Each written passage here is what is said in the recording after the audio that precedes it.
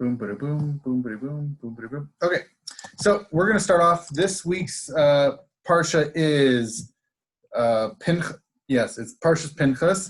And we have a really cool thing that happens. It's Lavchad's daughter. Now, first, I do have to introduce me. I'm Rabbi Drew Kaplan, currently the Director of Pastoral Care at Cedar Village. And we have with us Edie Kudis, and she is our TJF, the Jewish Foundation Fellow, and she is here for the summer with us. And so she's going to be joining along, adding her 2 cents, so it's not just me. Thank God it's not just me. And we have this really fascinating thing that happens in this week's Torah portion. Although we have the really cool thing about all the offerings and all the different days, and what do you offer on Rosh Hashanah and Passover and all that good stuff. This is a really fascinating dynamic piece of this week's Torah portion in which we see land matters. Who gets what, how much we get, and it's really key. But it's not just about us, and it's not just about our families, but also about the broader family of the individual tribes. As we'll see, this matters a great degree. It's definitely something over which people can fight. Okay, so Edie, can I volunteer you to read this first section? Absolutely. I'm going to chicken out and read it in English. Yeah. Numbers 26, 52 through 56. The Lord spoke to Moses, saying, "Among these shall the land be apportioned as shares according to the listed names. With larger groups, increase the share. With smaller groups, reduce the share. Each is to be assigned its share according to its enrollment. The land, moreover, is to be apportioned by lot, and the allotment shall be made according to the listings of the tribes of their fathers. Each portion shall be assigned by lot, whether for larger or smaller groups." Awesome. Thank you so much, Edie. Now, one of the really curious things, and it will play a major part in this, which was the translation of the end of verse 55 here. Now, the English that was originally attached to this was their ancestral tribes, meaning allotment shall be made according to the listings of their ancestral tribes. Now, that sounds nice, and it's not incorrect. Ancestors. However, there is something very particular in the way that this is gendered. In the Hebrew, it's actually the listings of the tribes of their fathers. Avitem. Yes. Avotem. Avotam. Avotam. Yes. But in the English, it was ancestral, and ancestors are nice.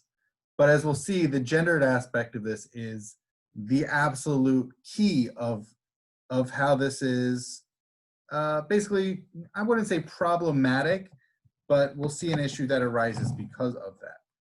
Now, just to summarize, this section does have, it's basically the larger tribes get more land, the lesser, smaller land, and also according to families. It's not simply tribes, although it is that, also smaller breaking down into families, and they also get a bunch of land.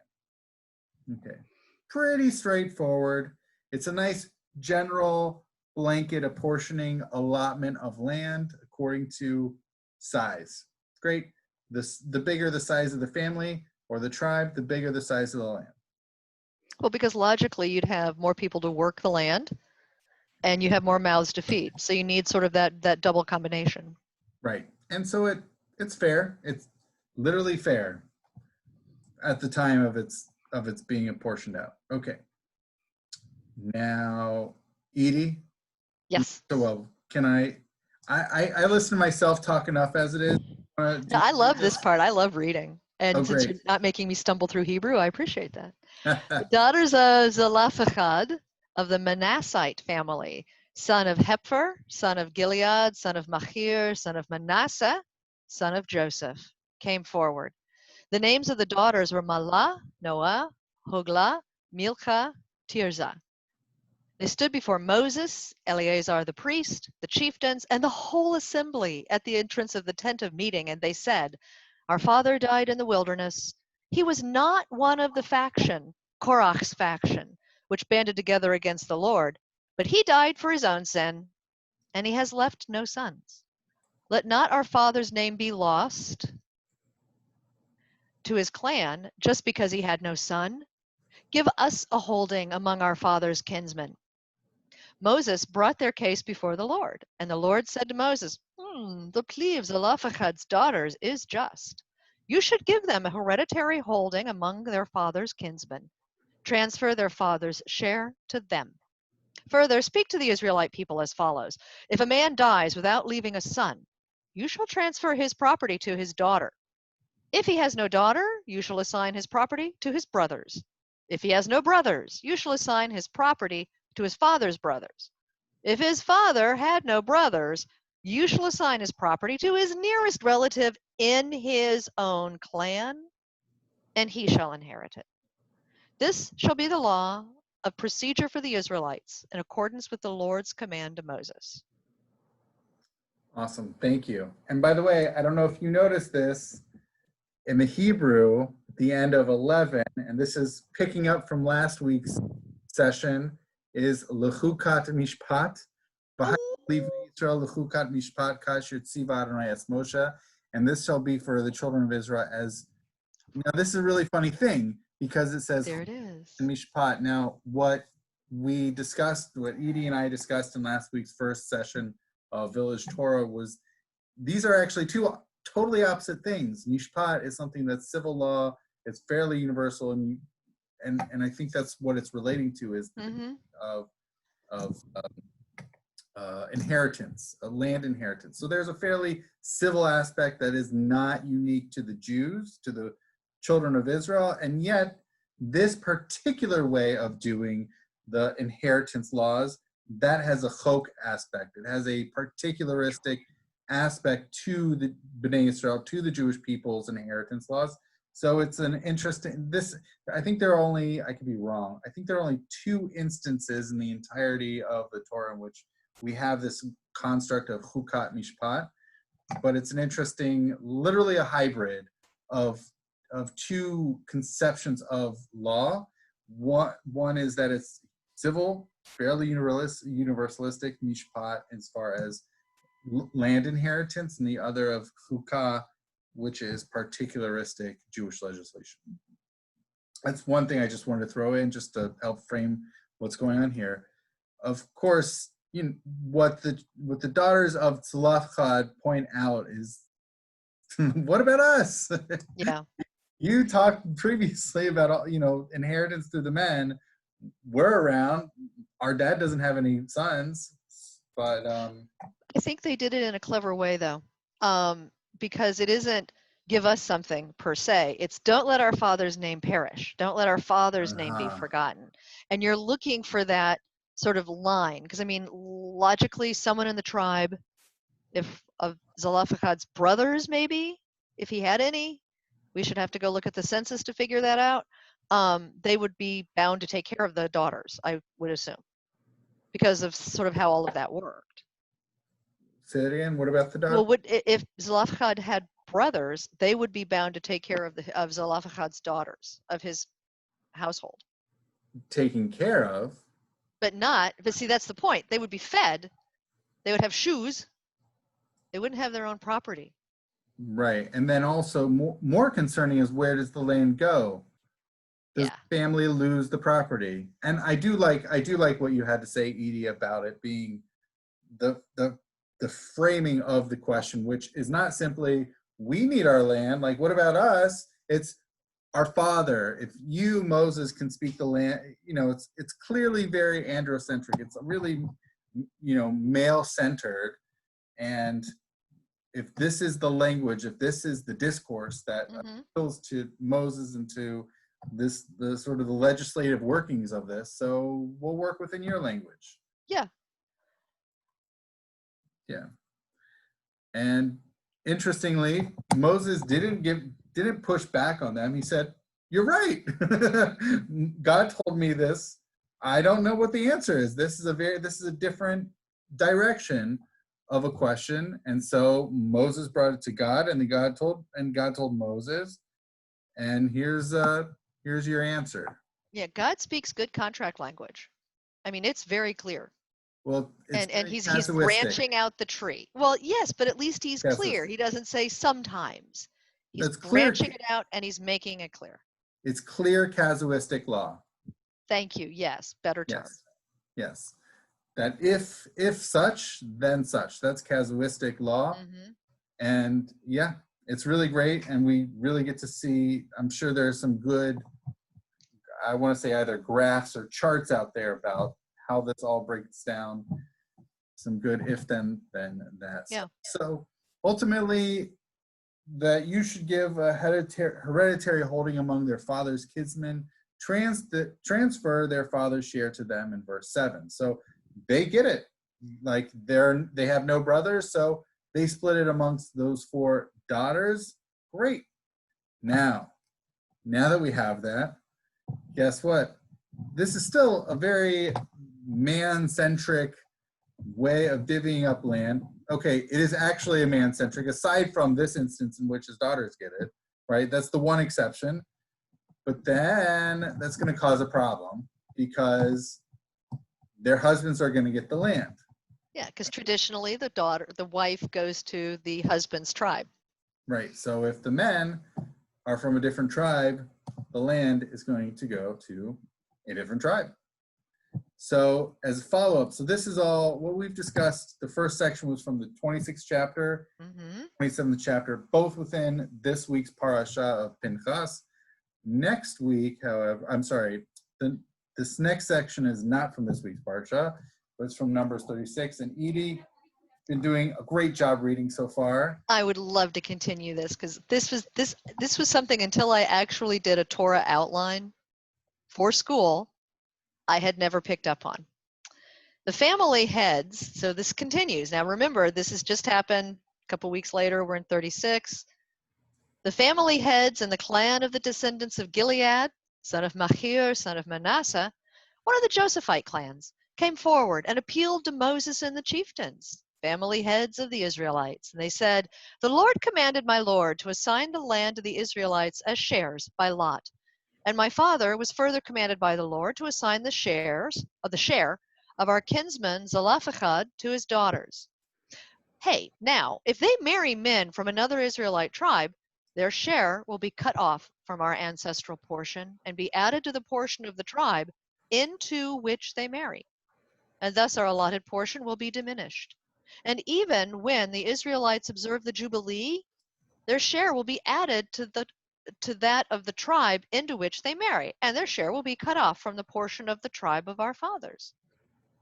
So Moses, at the Lord's bidding, instructed the Israelites, saying, "The plea of the Josephite tribe is just. This is what the Lord has commanded concerning the daughters of Zelophehad. They may marry anyone they wish, provided they marry into a clan of their father's tribe. No inheritance of the Israelites may pass over from one tribe to another, but the Israelites must remain bound each to the portion of his fathers. Every daughter among the Israelite tribes who inherits a share must marry someone from a clan of her father's tribe in order that every Israelite may keep his ancestral share. Thus, no inheritance shall pass over from one tribe to another, but the Israelite tribes shall remain bound to each its portion, remain bound each to its portion. The daughters of Zelophehad did as the Lord had commanded Moses. Mahlah, Tirzah, Hoglah, Milcah, Noah, Zelophehad's daughters, were married to sons of their uncles, marrying into clans of the descendants of Manasseh, son of Joseph, and so their share remained in the tribe of their father's clan. Right. So we have this cause for concern, which is really fascinating if you think about it, because anytime that a man dies, leaving only daughters, that's an opportunity. Like if we didn't have this section and we only had the first 2 sections, then it could be that whenever there are these ladies around, that men from other tribes could come in marry them, and take their land. And then it would just be a crazy land grab, right? Because, Well, and that wasn't just from this time back then. That continued into the Middle Ages with royalty. oh yeah. King they were terrified. Oh, I only have daughters? Let's talk about Henry VIII. Hmm. Yay, I've got 2 daughters. Awesome. When they marry out, so to speak, what will happen to England? Yeah. I mean, this was we led the way in figuring it out. Yeah. And let I the think. yes, Well, we before were. the English monarchy, yes. Indeed. Yeah. And so, yep, I mean, obviously there's a certain, I don't know about selfish, but certainly tribe-centric concern. We're going to be losing our tribal land to other tribes because our kins women are going to be, married to other tribes folks. Let's keep it all within the tribe. Not necessarily the family, although kind of, sort of, sort of still within the family. But the idea is that the land at least remains within,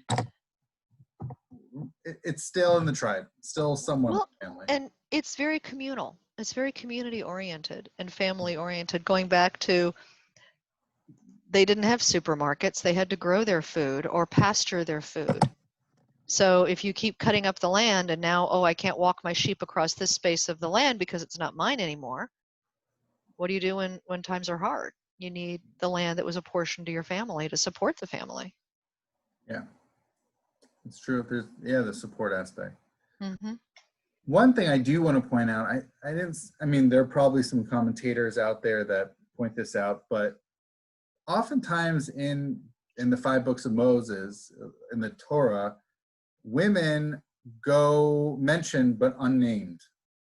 And oftentimes their names are not specified.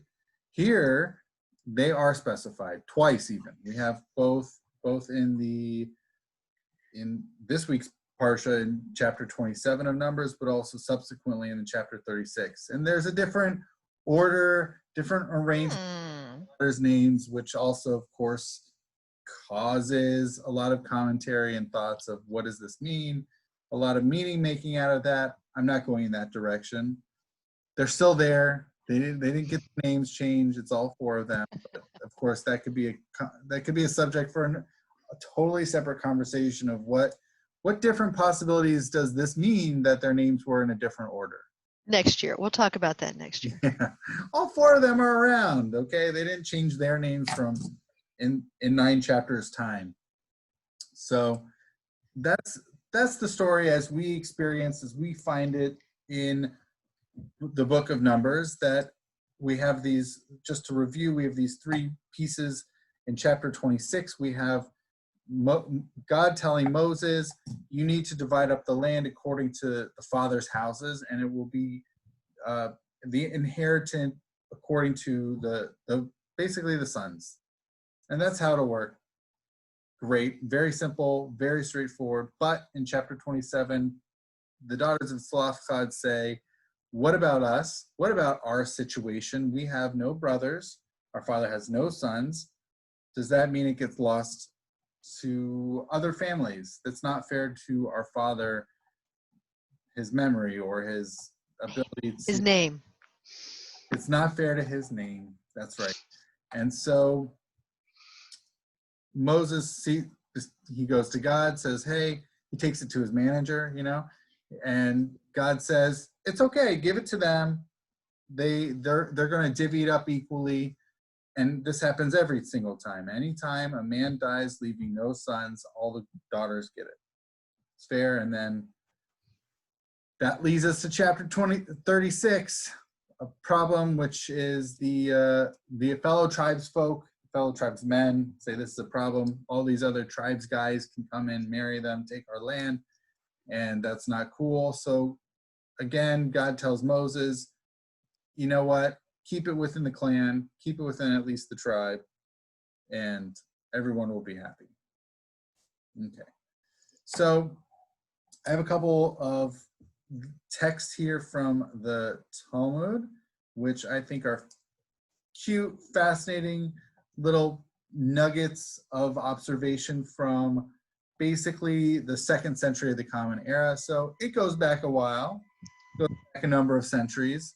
We have this first observation here, which is, and because I can do it, I'm going to annotate it. But basically, it was taught the daughters of Tzlafchad were wise, they were interpreters, and they were righteous. And interpreters is actually a good thing, that they can interpret. And the interpreter aspect is because of chapter 26 of saying, hey, what about us? We should be able Well, they talked man language. that's a good way of putting it. But they talked, androcentric language. Androcentrically. Yeah. They were versus, hey, we deserve something. They went from the language of the women's tent to the language of the men's tent. Yeah. Well put. Well put. They were able to speak. Yes, it made sense for them. I'm sure they also spoke Greek too. This is pre-Greek. They were also chachmaniot, that they were also wise. So part of this wisdom, of course, could be the aspect of them speaking in the language of men to appeal to the men's sense of men-centricness or whatever. And of course, I mean, a part of that is also being aware of it's not fair, doesn't make sense. Where does this land go? And then finally, this is definitely an interesting addition, which is that they were righteous, said Kaniot Hain. They were righteous women. Now, it's not really clear why this necessarily must be so. This really feels like the rabbis placing this I don't know, this sort of righteousness sort of overlay onto what's going on. Meaning, and here's what I take from it, and if this is my interpretation of this text, doesn't mean that there can't be other interpretations out there. My interpretation of this text saying, do you think that the daughters of Tzlafchad were the only set of daughters who had no brothers out there? So why them? Why was it specifically this daughters? I mean, Tzlafchad, there's absolutely no way he's the only Israelite at this time who dies sonlessly, right? Mm-hmm. Without sons. And so maybe there's something specific about the Benot Tzlafchad. And who knows, maybe there could have been, and this is just Midrash. Actually, you know what? I'm just going to create this Midrash. It could have been that there were 40 other families right at that time that their fathers were dying at some point during the desert time, right?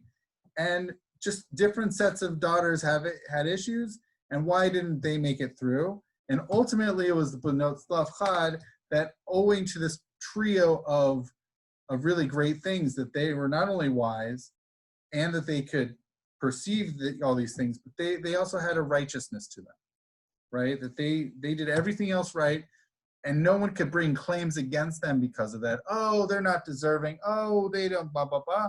No, they had everything going for them, and that's why they made it in. Right? Maybe that's why they spoke up, because once that precedent was set, at that point, you couldn't say, well, these other daughters who are not righteous, they don't get that land, mm-hmm. because God already said, nope, sonless fathers' daughters get their land. Yeah. Good chess. Right. I created that Midrash just now in my head. It reminds me of one of the Midrashim about Breshit.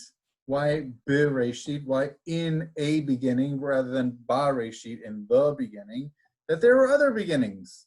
And that God just kept having to recreate the universe. And eventually this is the one he settled on. Right? And so this one is, there could have been other sets of daughters approaching Moses. What about us? And these are the ones that got the job done. I don't know if that's such a Midrash exists out there before I just said it, but it works. It works indeed. Okay, so now we have another early rabbinic text, which is, it would have been fitting for the portion about inheritances, which is what we saw in chapters 26 and 27. It would have been fitting for the portion about inheritances to have been written by Moses, our teacher, but the daughters of Tzlafchad achieved merit, and it was written by them. Or it was written through, actually, I would say it's not really written through, I would say written, this is not a good English translation. It was written through them, meaning they were involved in the legislation. Through their actions. Had they not spoken up, it would have just been Moses transmitting it. But because they spoke up, they merited that they should be involved in this legislative process from God, divine legislation. Al Yadeh.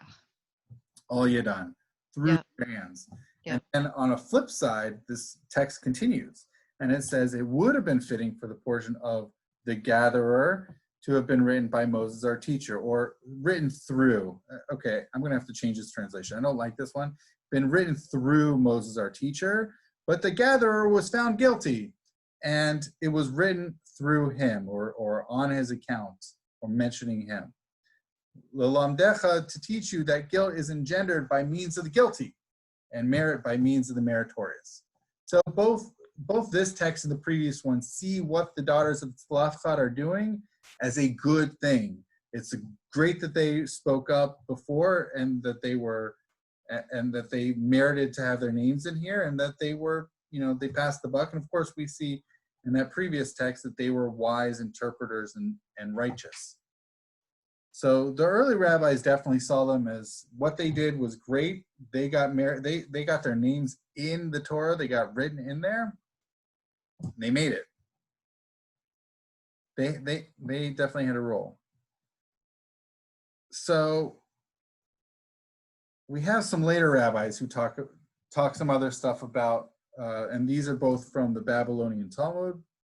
And we have one text here, which is, it's really hard to tackle this one. It's really funny because we have Rav Yehuda quoting Shmuel, and these are early 3rd century rabbis.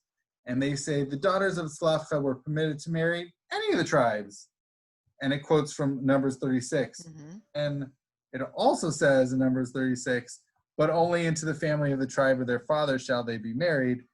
So it's trying to work out this textual difficulty in the exact same verse in Numbers 36 and saying, this is just good advice. They should not marry only those fit for them. Well, it's all about the definition of fit, right? Right. And so I was looking at the Hebrew going, where is it? Where is it? Because It's like, I mean, they could have married and left their land behind and taken not their land portion to their other tribes people. But, the right person fit for them is obviously a tribes member.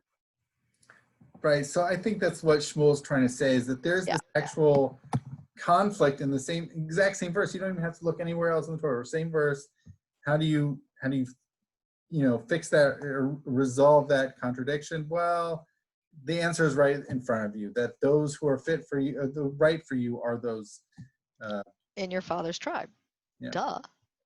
Yeah, for sure. So, okay. There's this other text. I'm not a big fan of this. I don't know about you. It just happens to be. So what? So this Rabbi Shmuel Bar. Oh, this is Levirate. What? Okay, go ahead. I'm sorry. It's an interesting one. It basically it makes a claim about the timing of everything, which is, this teaches that Moses, our teacher, was sitting and interpreting the portion about men whose married brothers had died childlessly in Deuteronomy 25.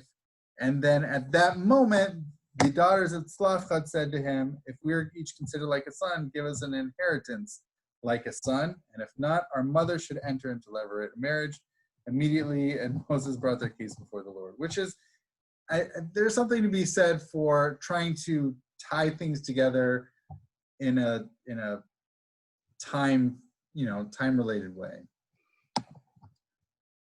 I like the early rabbinic stuff. I like these earlier two texts here. This one is more, because also the daughters wouldn't actually want mother to have a levirate marriage, because if mother has a son, then they don't get anything. Just saying. That's a good, yes. Yeah, that's a manly man way of thinking about it, though. If mother enters into levirate and then does have a son, yay, because, there's one more boy in the world. And I'm not like attacking. It's just, I could sort of almost see that viewpoint. But yeah, I like the earlier ones better. I think this is trying to read an awful lot into the text. Yeah, that's what it looks like these two later rabbis are doing some, yeah, they're trying to read a lot more into it versus here. These are definitely cuter texts. The Bava Batra one, which just is describing them, but the Sanhedrin Yeah. one, the 8a, is that it was through their merit that they were included in this legislative writing. Mm-hmm. So, I mean, ultimately, it could be. I think the rabbis do have to make this strong case for the daughters of Tzlachad being good, being meritorious, because it could be seen as, they spoke up, and we don't really see women speaking up that much in the Torah. And here they say, "What about us?" And it could come off as selfish, right? It could come off as for Mm-hmm. a reader of the text of, who are they? Like, we don't know who you are. We've never seen you before. Now you want land for yourself. Like, women don't get land here. Like, who are you? And so the rabbis are trying to justify and say, no, like, they were not only right to do this, but they were meritorious, and they so all these positive things about these daughters of Tzlachad. Which, to my interpretation, says women go learn to read, learn to interpret, learn to speak well, earn your merit, and off we go. Versus, other ways. Yeah. So there's a lot of commentary out there. I did want to throw this one in here also. This is the early 16th century commentator Rabbi Ovadia ben Jacob Sforno, who I'm pretty sure he was in Italy.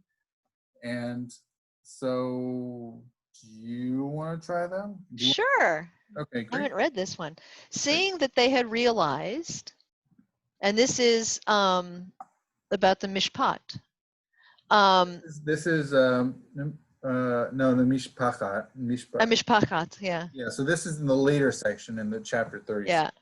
Seeing that they had realized that it was God's will that the land should not be transferred from one tribe to another, even though he had given permission for them to choose a husband from any family of their tribe in accordance with their wishes, they chose the sons of their uncles over the families of their tribe, as they were more closely related to them, so that there was no transfer of any land to another tribe by reason of their marriages. In fact, no land was reassigned to another family within the same tribe. Wow. So, yeah, they chose the sons of. So they really tried to keep it not only the same tribe, but really even the same family. They literally kept this land in the family by marrying their cousins. Yeah. They didn't know back then. Yikes. Which I think by the rabbi's time they forbid. I'm pretty sure that by the rabbi's Shoot, you're right. I'm remembering. It's not something I've looked into. It's not something I've looked into because thank God I haven't needed to, warn people not to marry their cousins. Yeah, consanguinity. I don't think I just pronounced that correctly. Sanguinity. Something. Oh, don't marry your consanguinity. Let's go with that. All I know is when I worked in a company living in South Carolina, a gentleman with whom I worked, actually, never mind. All right. So the consanguinity. Yep. South is different. So we have this whole daughters of Tzlachad thing, and even though it could be they were out of line, turns out they did well. And it's actually interesting because I think the rabbis really needed to step up and say it was good what these women said, because there's really no value judgment, good, bad, or otherwise, in the Torah, right? It doesn't say what they did was great. It doesn't say what they did was bad. It's just sort of there. And I think that, and the rabbis, by the way, one of the funny things that they often do is that they are quick to say someone was bad. Lavan is someone, Esav. They quickly give really black and white moral determinations. Oh, they were a Russia. They were a wicked person. And Even they have specifics on the whys.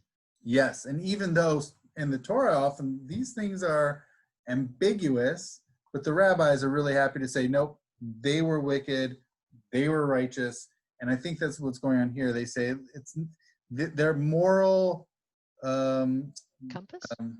valence, their moral valence in the Torah is unclear. We're going to tell you they were good. Tzidkani Haim. They were right. Mm-hmm. They did. And that's why they were ultimately merited that they should be included in this legislation, what they did to cause it. So I think that's part of what's going on, is also just giving that layer of they were good, they were righteous. And who knows, maybe if you want to take a more a particular message out of this rather than just description, which is my comfort zone, which is to say that sometimes we might be nervous about speaking up about something that is clearly an issue, but sometimes when we come at it with good intent and we mention this as an issue, that things can change. Especially when we use the language of the intended audience and we give it part of the what's in it for them. It's, if you ever were so that your life worked out that you only had, one set of daughters, you would want your daughters to speak up for you, wouldn't you? I mean, nowadays even there's the wonderful book about Strong Fathers, Strong Daughters, about how to raise strong, well-spoken women. If, Cool. We need both sides of that, in my opinion. Okay. Righteous interpreters on both sides. There we go. All right. Any questions? I think we're ready to wrap it up, unless there's anything else. Nope. I will note that this week we'll be taking a little bit one step further about what happens with inheritance with Moses. That'll be coming out in the newsletter on Friday. Nice. Yeah. Awesome. All right. Well, thank you everybody so much for watching, and Edie, thank you so much for joining in this and making it livelier. A joy. Thank you. Awesome. All right. Thank you so much, everybody. Thank you for watching, and Shabbat Shalom. Shabbat Shalom.